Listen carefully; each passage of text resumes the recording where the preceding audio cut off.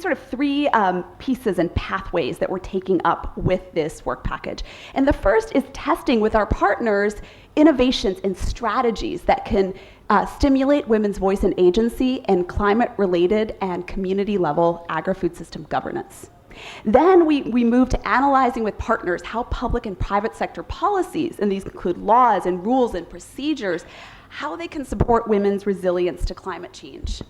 And then finally, our goal is to ultimately support stakeholders' use of evidence so that they can promote policies and governance that expand women's voice and agency.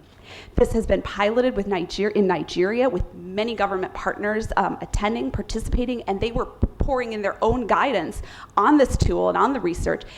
We've just launched it this week in India, and our hopes are by the end of the year to be launching it in Malawi as well. So very exciting work here, and we hope this is a useful tool to policymakers for expanding women's voice in a targeted way. But we're designing interventions to improve rural women's voice and agency in asset-related decisions under the MNREGA program. And so we're distributing leaflets with information, we're making an inspirational video, and we've got a curriculum, which PRADAN is helping us now and providing feedback on, to improve women's confidence in public speaking. We're keen to have women influence asset selection and step into spaces that are often dominated by men, and these partnerships are making this possible. The next project here is on training women and men to increase women's voice and agency in local governance. This is a randomized controlled trial we're carrying out in Nigeria and 3 states of Southwest Nigeria.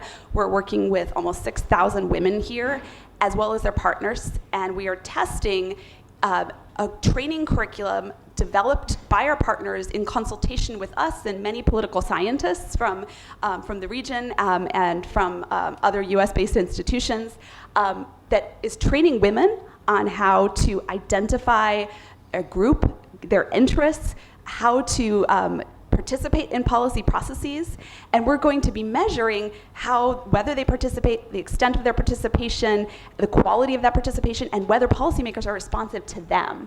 But we're also training men in one treatment arm, but not another, to support their wives. What's the value for communities and families of women having voice and agency in these public spaces, and what does support look like? And so we're going to be able to say what the role of male champions is, what the role of giving women this capacity development is, and ActionAid is really excited about this because they are operating in many countries, and this can be a very scalable curriculum. So look at the economy. We have worked with this women.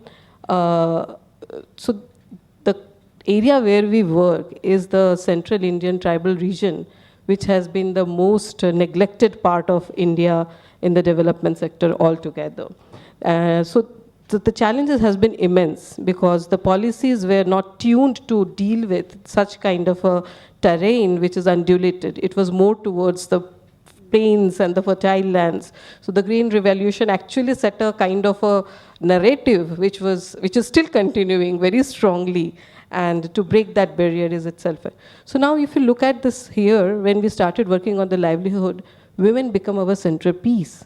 So they were the people who we will train on advanced agriculture technologies, advanced agronomic practices, and knowledge and the technical training that sort of gave and boosted their confidence to and encouraged them to improve and go ahead in the path of changing. It didn't stop there. You see, when we were doing subsistence, we pretty soon realized that you have to get into the economic collectives if you want to sustain the change of the agriculture interventions. You have to go into the market. I think PRADAN is one of the organizations where we are promoting only women FPOs, and about 80 odd women FPOs are there in our working areas. The board of directors are 100% women, and believe me, it's again another level of challenge. Understanding business, negotiation skills in the market. We are actually partnering with IFPRI also, studying under the annual program some of the results and the impact of it.